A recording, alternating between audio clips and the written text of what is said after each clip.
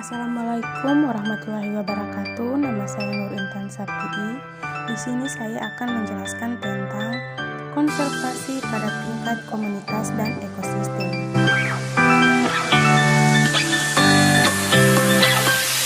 Oke teman-teman, jadi yang perlu kalian ketahui pertama, apa sih yang dimaksud dengan dinamika populasi? Jadi teman-teman, dinamika populasi merupakan ilmu yang mempelajari pertumbuhan serta pengaturan populasi. Secara umum, aspek-aspek yang dipelajari dalam dinamika populasi, yang pertama, populasi sebagai komponen dari sistem lingkungan. Yang kedua, perubahan jumlah individu dalam populasi. Yang ketiga, tingkat penurunan, peningkatan, penggantian individu, dan proses menjaga kestabilan jumlah individu dan populasi. Yang keempat, faktor-faktor yang berpengaruh terhadap perubahan jumlah individu dalam populasi. Dinamika populasi juga merupakan perubahan ukuran yang terjadi pada suatu populasi dalam suatu habitat pada setiap waktu tertentu. Perubahan-perubahan anggota populasi ini sangat penting diketahui oleh pengelola agar dapat mengaturnya untuk memperoleh suatu jumlah yang optimum sesuai dengan daya dukungannya. Selanjutnya kita akan membahas tentang pembinaan populasi dan satwa liar. Pengelolaan satwa liar ini merupakan ilmu dan seni dalam mengendalikan karakteristik habitat dan populasi satwa liar serta aktivitas manusia. Untuk mencapai tujuan yang diinginkan, secara umum, tujuan pengelolaan satwa liar yang pertama, mempertahankan keanekaragaman spesies. Kemudian yang kedua, memanfaatkan jenis satwa liar tertentu secara berkelanjutan. Nah, pembinaan populasi di sini yang pertama pengelolaan populasi satwa. Untuk mengelola kawasan yang dilindungi, pengelola perlu mengukur kebutuhan ekologi dari spesies, memantau ukuran dan struktur umum populasi, kesehatan dan fluktuasi populasi. Dalam situasi di alam, populasi spesies menurun, jatuh dan mungkin mengalami kepunahan lokal. Berbagai faktor penyebab spesies menjadi langka dan terancam.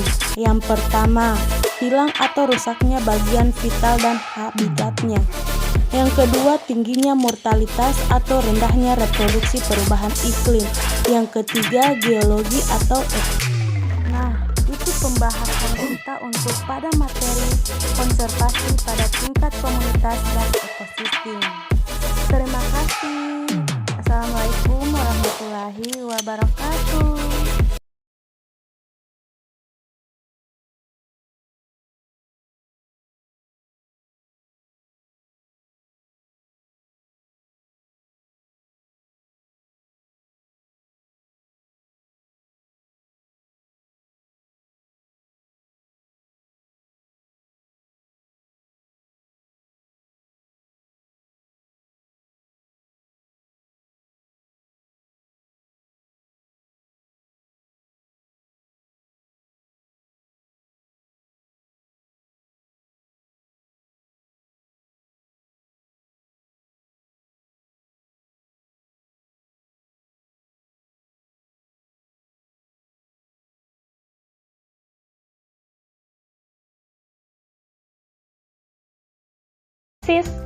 Sampai sini, paham teman-teman?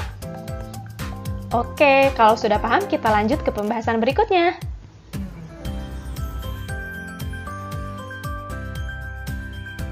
Oke teman-teman, berikut adalah jenis komponen biotik berdasarkan tingkat trofik yang kedua, yaitu ada komponen heterotrof, yaitu organisme yang berperan sebagai konsumen karena tidak dapat menghasilkan makanannya sendiri. Nah teman-teman, komponen heterotrof ini terdiri dari beberapa tingkatan. Yang pertama ada konsumen tingkat 1, yaitu terdiri dari hewan herbivora dan hewan omnivora. Selanjutnya ada konsumen tingkat 2 yang terdiri dari hewan karnivora pemakan herbivora dan hewan omnivora. Selanjutnya ada konsumen tingkat 3 atau konsumen puncak ya teman-teman, yang terdiri dari hewan karnivora pemakan karnivora dan hewan omnivora. Dan yang terakhir ada decomposer dan detritivore atau pengurai.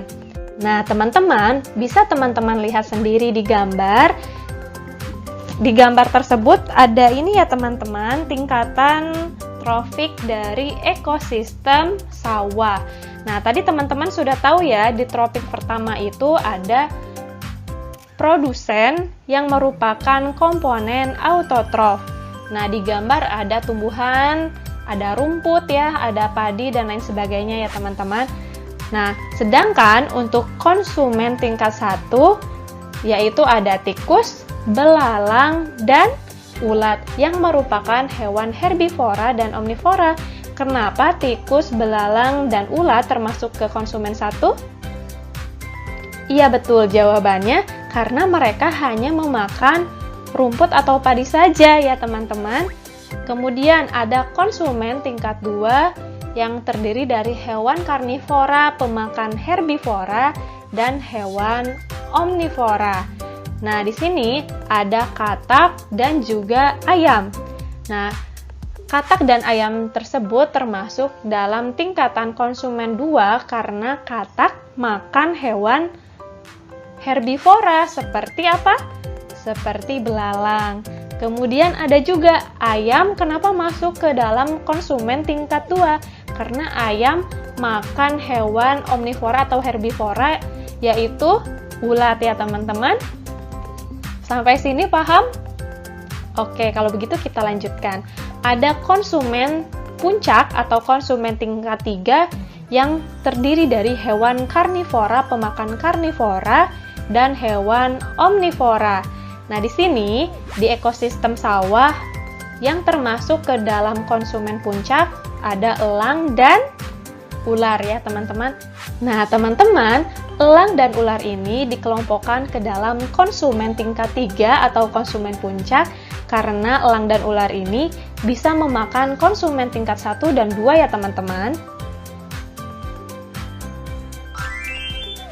Nah, teman-teman, tadi teman-teman telah mengetahui dan memahami komponen penyusun ekosistem yang pertama, yaitu komponen biotik. Selanjutnya, teman-teman akan mengetahui komponen penyusun ekosistem yang kedua, yaitu komponen abiotik. Nah, teman-teman, komponen abiotik ini merupakan komponen tidak hidup yang berupa fisik dan kimia yang mendukung serta menjaga